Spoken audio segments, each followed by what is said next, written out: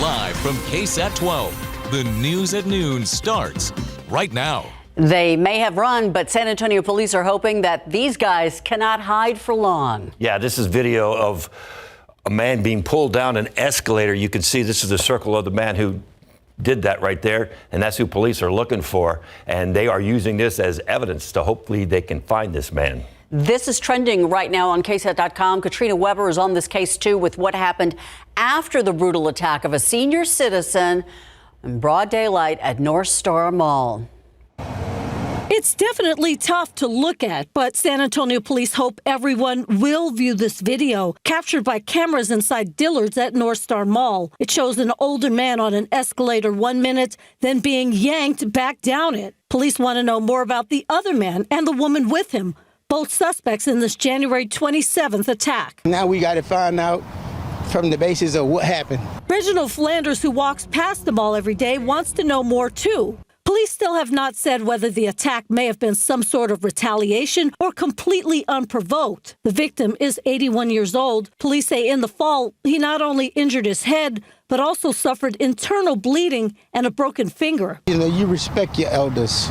You know, that should have been the first thing whatever the situation was. Flanders can't fathom how or why someone would do this. Why didn't you at least, hey, this could be my mom, my dad, my uncle. One thing that is clear from the video is this was a brazen attack. It seemed to have happened in the middle of the store while other shoppers were around. A report mentions police do have a record of a debit card purchase the female suspect made. They hope the video will produce other tips to help them catch both of them. Flanders hopes this kind of behavior in general stops. No, let's be kind to one another first.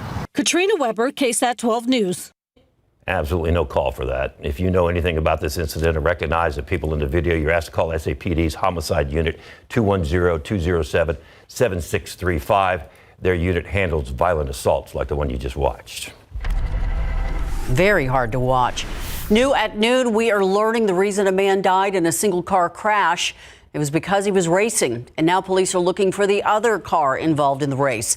Around 2:30 in the morning, back on February 4th, police say 30-year-old Danier Bello Vasquez was speeding down Blanco Road near Briarcliff Drive when he hit a curb, then a utility pole, and then landed in someone's backyard. Vasquez has been seen driving along this white four-door sedan. It's pictured right here. You see it on the upper screen. We know these surveillance cameras are a bit blurry, but that is really all police have. The person in the white sedan returned to the scene, but did not help Vasquez. He ended up passing away. If you know anything about the white sedan, you're being asked to call Crime Stoppers. The phone number on your screen, 210-224-STOP. Outside with live cam. Last night was absolutely perfect. It was cool and crisp. It felt like February, and then we're getting up into the 60s already today. Maybe another crisp night. Love this kind of weather, and look at the blue sky. It really is gorgeous. Yeah, my heater kicked on last night. It was cold. It got down into the 30s in a lot of spots. Some places down to freezing. Here in San Antonio, officially 35 was our low. But one thing we know about this air mass that we're in, sunny and dry conditions allow these temperatures to really jump up quickly. And that's where we're headed, 68 this afternoon. So yeah, jackets this morning, not necessarily this afternoon. It turned into a beautiful day. 33-degree swing is what we're forecasting for today. As we go outside for you, we're looking south here now. That first shot you saw on live camera this is looking towards the north. That first shot you saw was looking towards the south, and you can see some clouds down to our south, but nothing over top of us at the moment. 62 at the airport. New Braunfels 62, Seguin 64, Bernie 59, Kerrville 60, all places that were in the 30s this morning. In fact, Kerrville did get down to freezing, but has rebounded nicely. So what are our weather headlines? Valentine's Day is going to be fairly gray, cooler. We're going to see the clouds roll in tonight into tomorrow, and they'll thicken up throughout the day. We'll watch for rain on Friday, light rain for San Antonio, but we'll look at some of the totals, what you can expect. And lastly, it's an anniversary. Can you believe it's been 3 years since the big freeze? We'll touch on that here in just a few minutes. Guys. Can still feel it. Thank you, Justin. A Bexar County judge has agreed to reduce the bond for the father of the man accused of killing a pregnant woman and her boyfriend.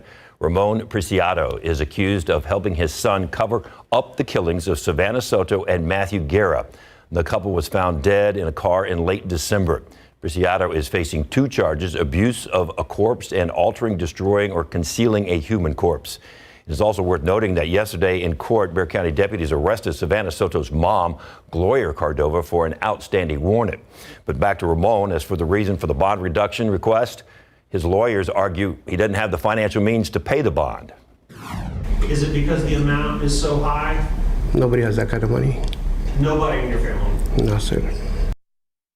Now, the state also pointed out that Ramon's family is not doing what they can to raise the money needed to put towards his bond. Ultimately, the judge only decided to reduce bond for 1 charge. Now, Preciado's bond totals $450,000. Just a few days ago, another suspect in the case, Myrta Ramones, also had her bond amount drastically reduced from over $1.1 million to $600,000. It is time to make a choice for nearly 1,000 San Antonio ISD families. This week, students at 15 schools that are set to close must now make the campus that they will attend known. They can go to the school designated for them, or they can choose another.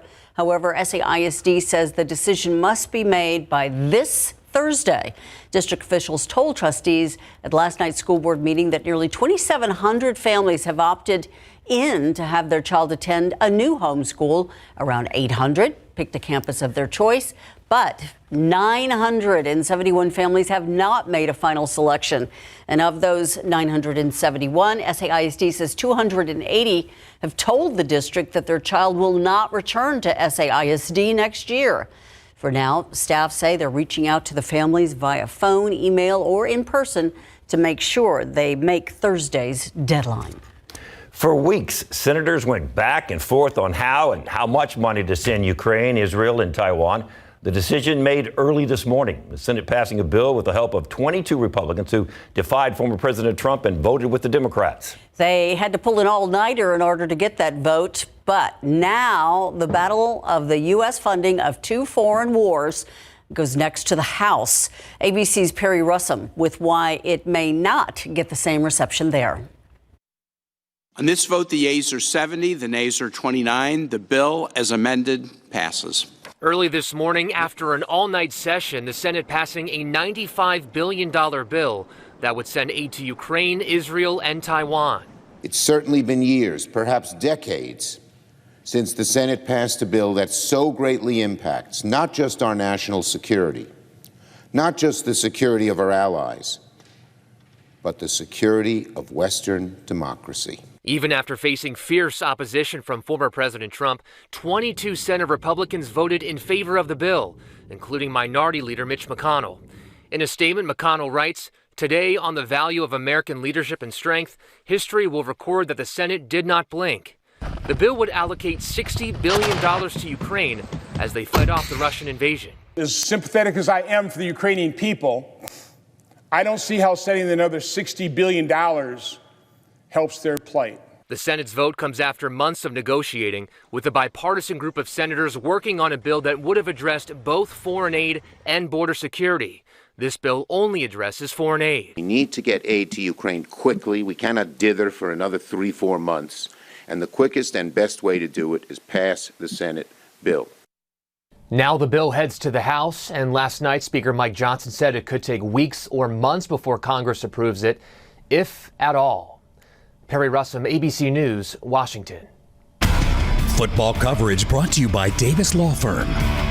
It was a historic Super Bowl on several different levels. Sunday night, the game ended up setting all kinds of records. Chiefs beating the 49ers in overtime, only the second overtime in a Super Bowl. The Chiefs winning back-to-back Super Bowls, first back-to-backs in 19 years. Patrick Mahomes winning his third Super Bowl in 5 years and his third MVP. So what's even more amazing?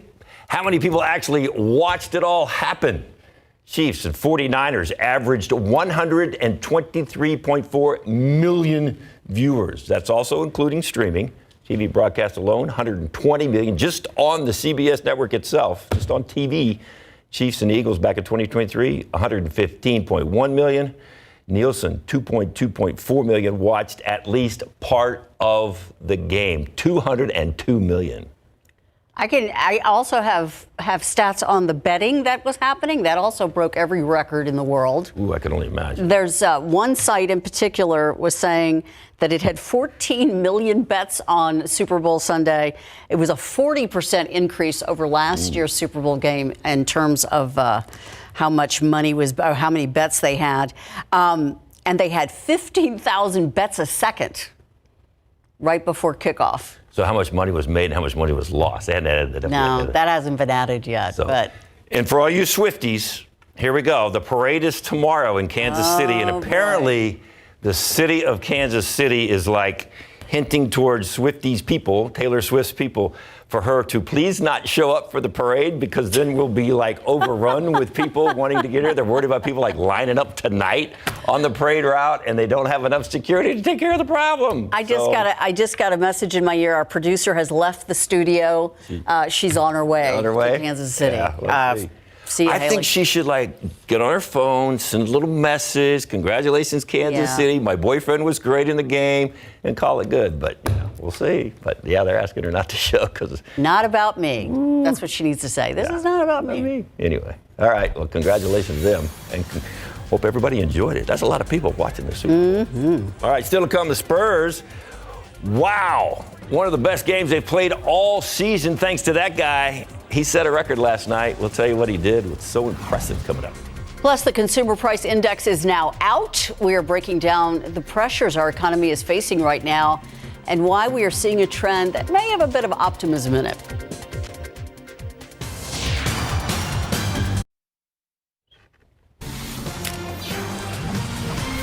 The latest consumer price index is out today, and it shows that, well, it shows what anyone who buys food at the supermarket or pays rent already knows. Inflation is still a factor. Amy Kiley breaks it down for us. She shows us the improved CPI numbers. While those are good, it's not exactly bringing down the prices on everything we buy.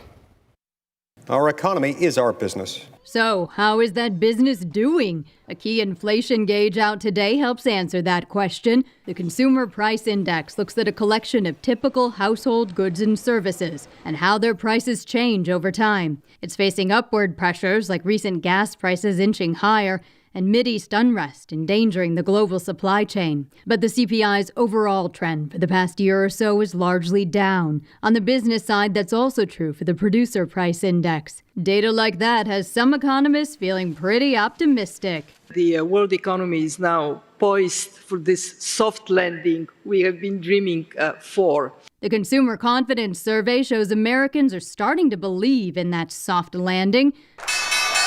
Another sign of optimism is the Dow Jones setting a new record high yesterday. President Joe Biden is trumpeting the positive trends, proclaiming that the economy is doing well. I've kept my commitment to leave no one behind, to rebuild an economy from the middle out and the bottom up. But life isn't the same as before the pandemic. Prices are still historically high, and consumer confidence has yet to rebound completely. Many political challengers are emphasizing that. This is the time that we need to be sober and start realizing what we need to do to fix things. I'm Amy Kiley reporting. Taking a look outside with live cam. It is 63 degrees out there, another pretty day, but you know, when your heater kicks on in the middle of the night, you know you're going to have a big temp swing for the day. Yeah, February is always one of those months where we get a lot of variable weather, and today's no exception. We started off in the 30s. We're going to end up near 70. The aquifer today is down big time, down 1.2 to 645.9. So after we made some good gains, starting to fall again, we could use a little bit more rain. Thankfully, it's just molds in the pollen count today at 260. That's it. What is in the forecast and how much rain could we see by the end of the work week? We'll take a look coming up.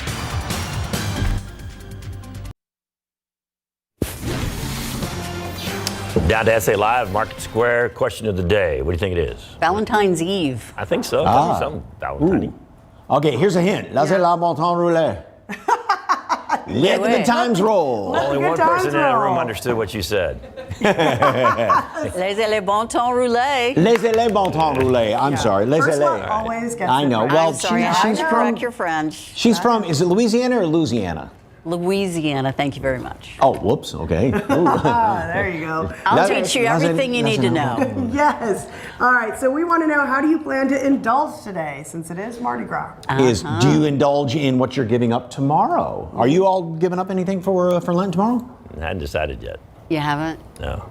I'm Gotta not get through the day first. I'm going to do the whole, not eating meat on Friday thing. That's okay. That's very traditional in my family. Are you giving up anything for Lent? No. If I could go away for 47 days, you'd give me up for Lent. So anyway, scan the QR code. And by the way, one thing, because Mardi Gras, take a look at what we're going to be dining on from I Declare. Look at that king cake. And a blackened catfish with a crawfish etouffee sauce on top. He's the happiest boy in the world right now. I can't wait. That's good. Good eating right there. Yes, indeed. All right. Giving up Mike for 40 days. That's pretty. But that wouldn't be, Poor Mike. Poor Mike. Yeah. Okay. Oh, Mike.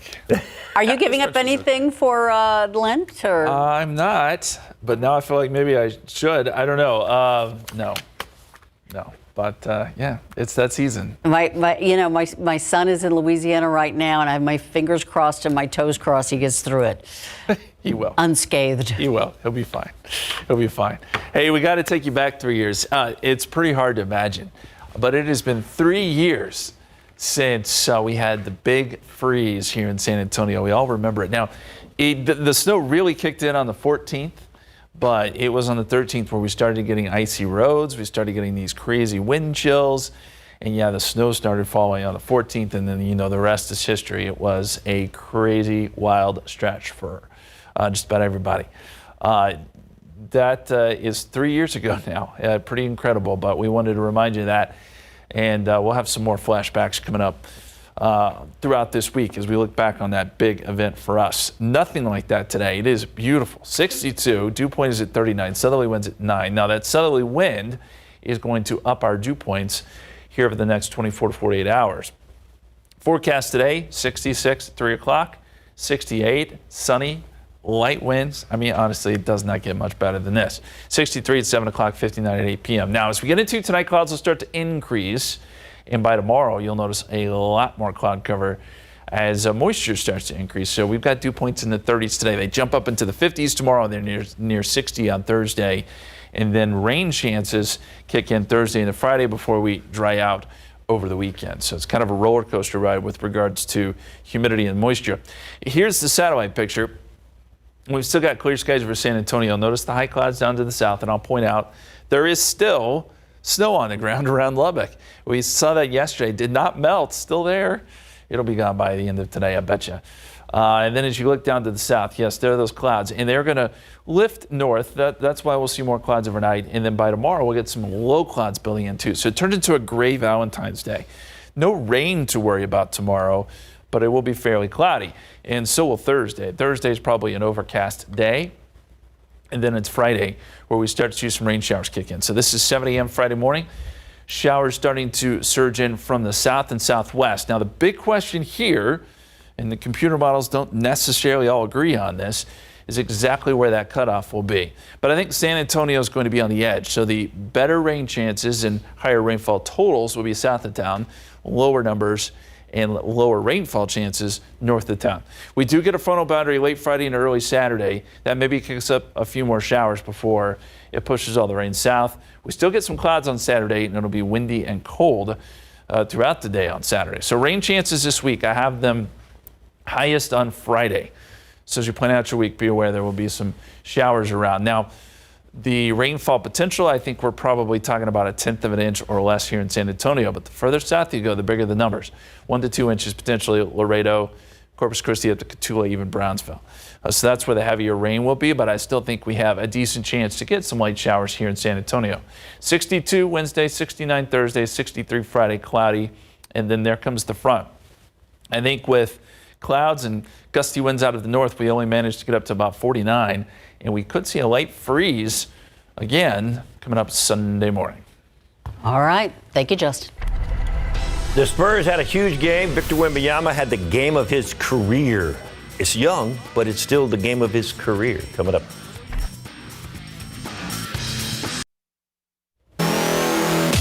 Given the way things have gone for the Spurs this season, if you didn't see the game but saw the final score against Toronto, you might have had to do a double take.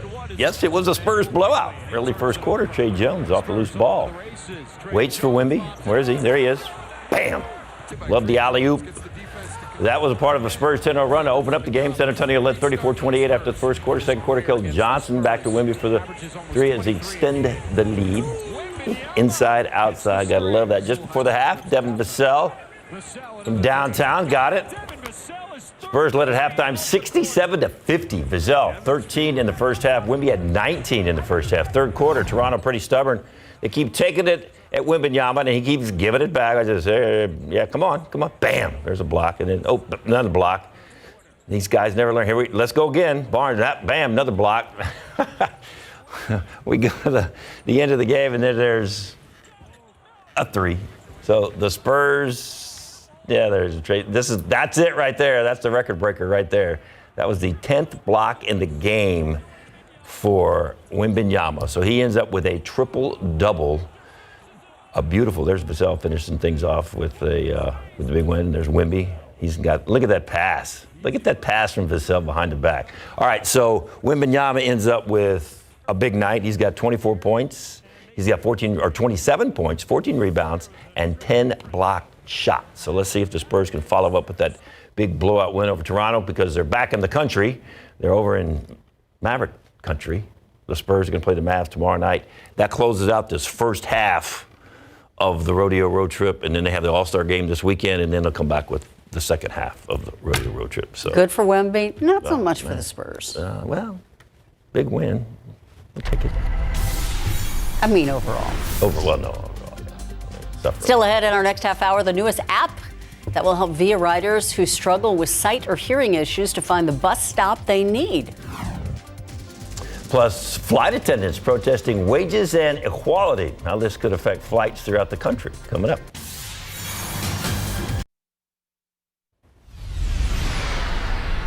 In Uvalde, crews beginning their prep work, and the construction is finally also beginning on the new elementary school there next week. The superintendent made the announcement at last night's board meeting. UCISD breaking ground on the replacement for Robb Elementary nearly 4 months ago, but the district still needs money to finish the project. It's about $20 million short on funding. And right now, the district is working with the Uvalde Moving Forward Foundation in order to raise money. While folks are trying to move forward in Uvalde, there are many still looking back with so many questions, especially after the Department of Justice reported the Robb Elementary shooting highlighted law enforcement's failures that day. A gunman was inside 2 classrooms, terrorizing children and their teachers. After more than an hour, 21 people were dead. Almost 400 law enforcement officers responded but hesitated to act. Are we just waiting for more tech, or what's going on? They're going to come in. GPS ranger. Possibly, and they're going to come in.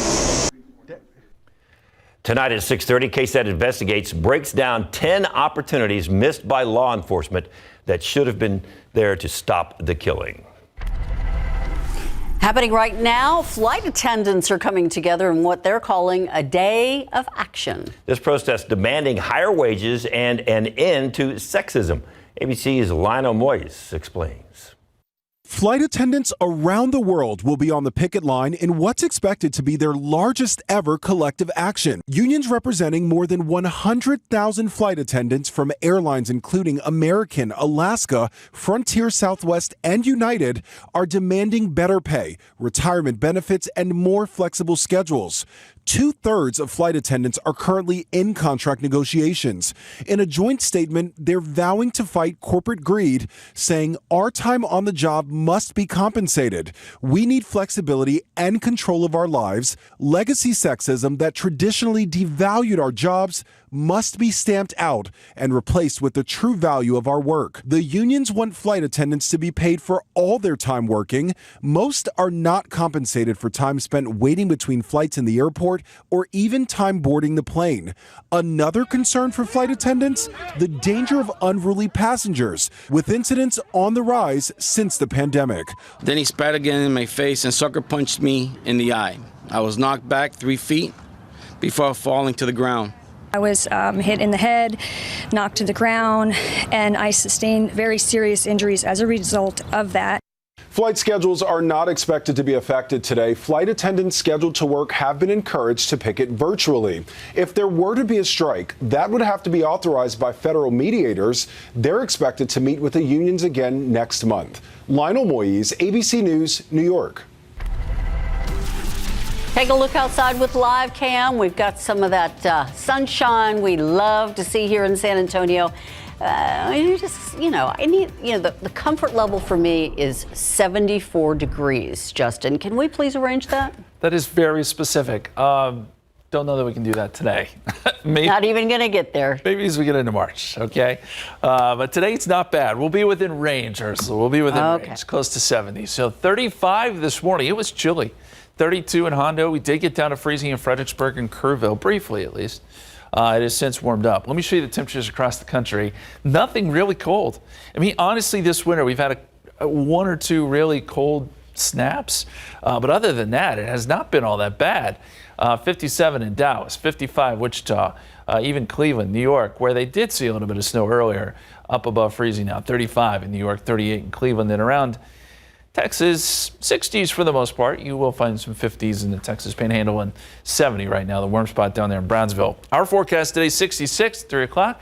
We'll be up around 68 for a high and look for increasing clouds tonight into tomorrow. Thank you, Justin. VIA doing something special for riders in San Antonio who can't see well or speak English.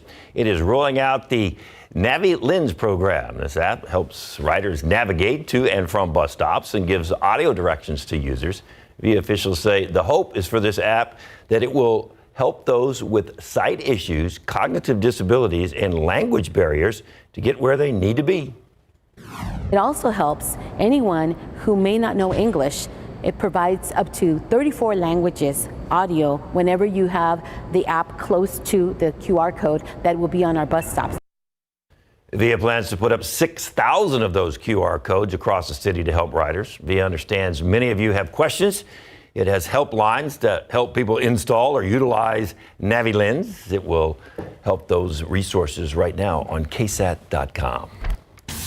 We have a lot more to get to this noon, including a shocking amount of earthquakes happening in Falls City.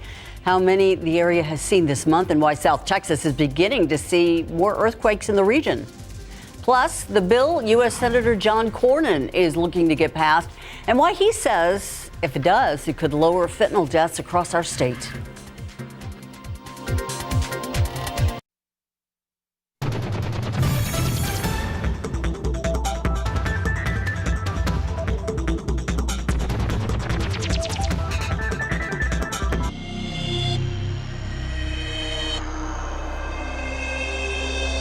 Now to the fight against fentanyl. Right now, small test strips that reveal if there's fentanyl in a substance are illegal here in Texas. U.S. Senator John Cornyn, though, is hoping to change that. He introduced Senate Bill 2569 last year.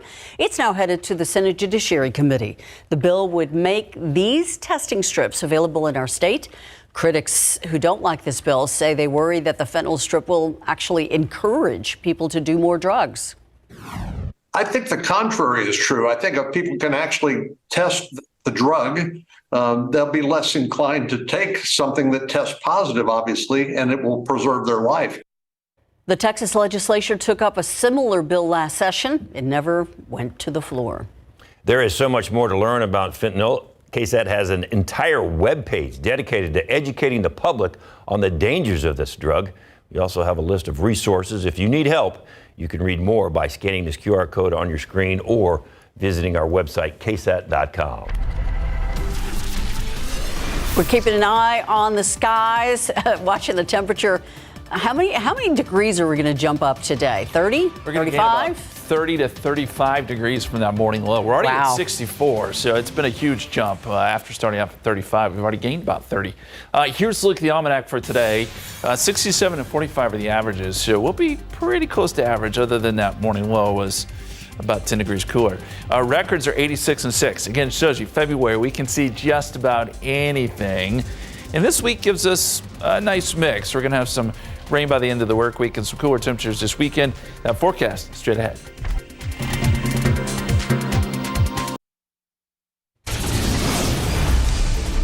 We've got some breaking news from the city's north side. A man in his 40s dead, his 23-year-old daughter critically injured following a shooting.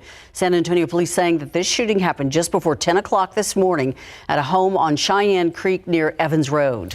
And at this moment, police are not sure what led up to the shooting or who fired the gun. A 50-year-old woman was in the home at the time of the shooting but was not injured. We will follow the story and bring you the latest updates online and, of course, on our evening show starting at 5 o'clock.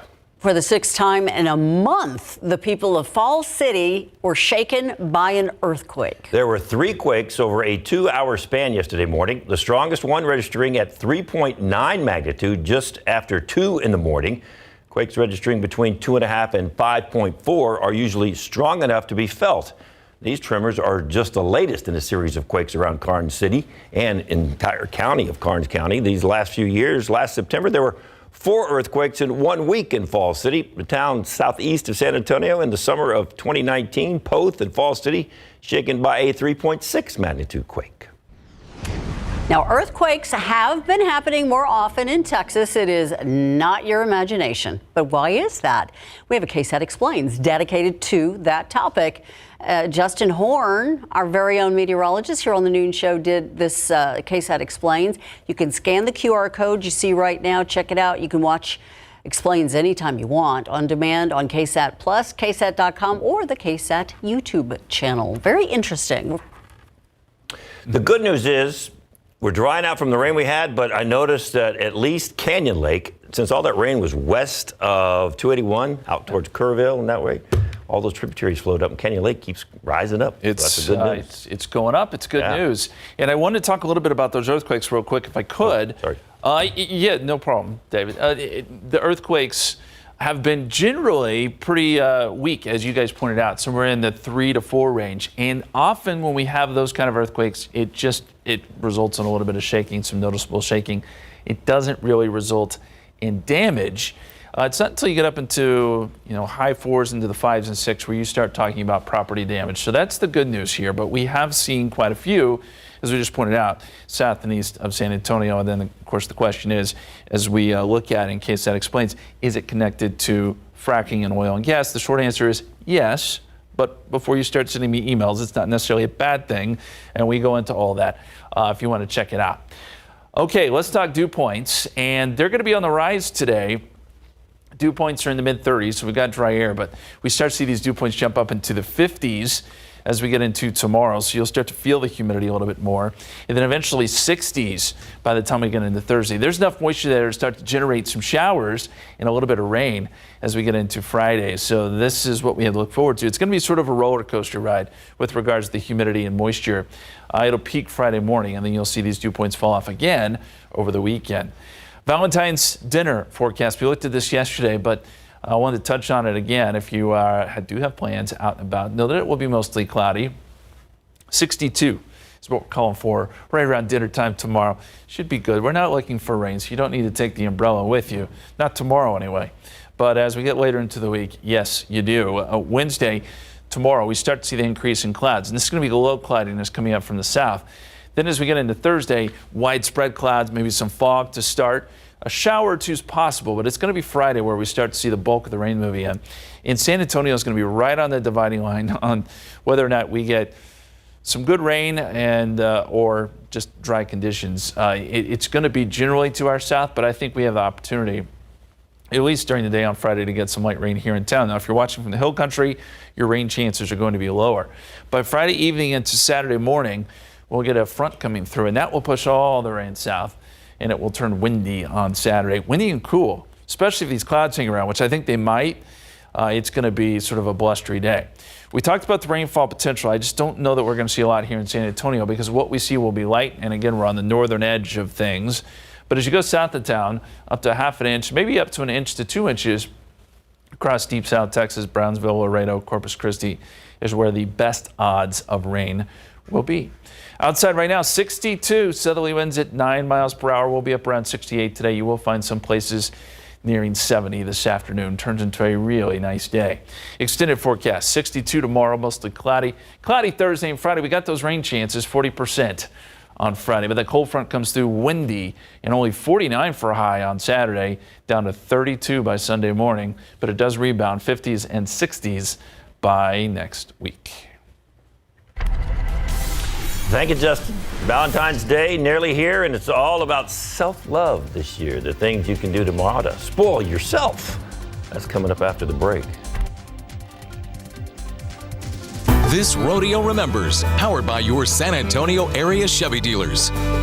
In San Antonio, when you think about the rodeo, you also think about the Freeman Coliseum. And both would not be possible without the vision and drive of Joe and Harold Freeman. The brothers grew up working in the family general store, and they were hard workers. By the 1940s, they had grown their family business to include Chevy dealerships, cotton, real estate, and ranching. Around this time, the city and the Freemans realized San Antonio needed a new venue for hosting big events. They quickly became key players in its construction, and the Bexar County Coliseum opened to the public in 1949. One reason for their keen interest was the brothers' dream of creating a premier livestock expo for the youth of Texas, and that's exactly what they did. On February 17, 1950, San Antonio held its first annual stock show and rodeo. Through the years, the rodeo has raised over $200 million for Texas youth involved in agriculture. After Joe's death in 1971, the Bexar County Coliseum changed its name to the Joe Freeman Coliseum. Then, in 1985, it changed again, and Harry's name was added. So when you're enjoying the rodeo, remember to thank the Freeman brothers. This Best of Mutton Busted, powered by your San Antonio area Chevy dealers.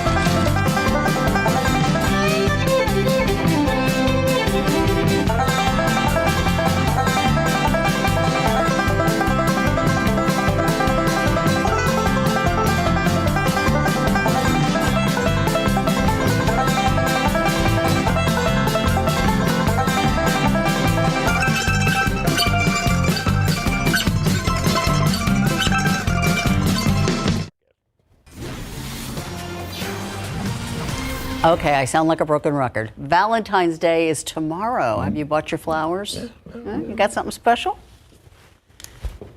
Traditionally, it's a day of flowers and candy and for sweethearts, but who says you can't show a little love to yourself? 12 on your side, Marilyn Moore shows us some self-care products that can do your heart good. If self-care involves a good cup of coffee made with love, Consumer Reports suggests this Keurig K Mini Plus. Just pick your favorite color. Testers say it isn't super fast, but it consistently makes good coffee. You can show your skin some love with sunscreen. This one from La Roche-Posay is highly rated and can feel pretty luxurious. If you really want to splurge, check out this beauty, the Dyson Supersonic Hairdryer. Dyson Supersonic certainly lives up to its status as a luxury product. Our testers gave it top marks when it came to drying speed, and it's also one of the quietest models we've tested. I personally love it, and it's a favorite of our editors as well. Self-care also means healthy snacking. You can upgrade movie night with this Dash popcorn maker. CR found it delivers a light, toasty flavor in just 2 minutes. And you can snuggle up under this 15-pound weighted throw by Gravity Blanket, kind of like a super soft hug. And finally, if you're looking for a little luxury, a silk eye mask is the way to do it. It's going to help you catch some Z's on a plane or at home. Just a few ways to show yourself a little love. Marilyn Moritz, KSAT 12 News. Little self-indulgence never hurts. SA Live, letting the good times roll today. Ooh, Mike and Fiona live at Market Square this Fat Tuesday. That's right. We're going to tell you about a party you don't want to miss tonight. Oh, yes, indeed. Talk about letting the good times roll. That I declare. Nels Christensen is here. And what's on the menu for the party tonight? Well, tonight we're going to have cornfish beignets. We're going to have fried oysters, catfish etouffee, shrimp and grits, the whole 9 yards. And so what exactly is etouffee? Etouffee is a Creole Cajun seasoned shrimp stock thickened with a blonde roux, usually served with shellfish over rice. And it looks really good. And king cake in 2 different forms, right? We'll tell you about that. Yeah, we got a little pastry covered with frosting, sprinkles, and there might be a baby inside. Okay. All right. And Jen is out on Mardi Gras with a fabulous makeover at the D'Anthony Salon. That's right. It's Valentine's Day, right? And then we're getting ready for Valentine's Day 3. Lucky, lovely ladies are getting a glamorous makeover here at D'Anthony Salon. They also have a deal for everybody. We'll tell you about that. You got to stick around. Need a great cocktail? Oh, they bring the party to you. Yes. Lillian Older, a simple cocktail is here, and you just bring perfume in that glass? No way. This is absinthe. It's going to add a little bit of like licorice and anise, herbal kind of notes to this cocktail I'm making. And you can learn all about that because she teaches classes on making good cocktails. All right, Mardi Gras, what do you know? Yes, you're going to find out what we know and what we don't, and you can play along with our Mardi Gras trivia game. All that and more when SA Live continues in just a few.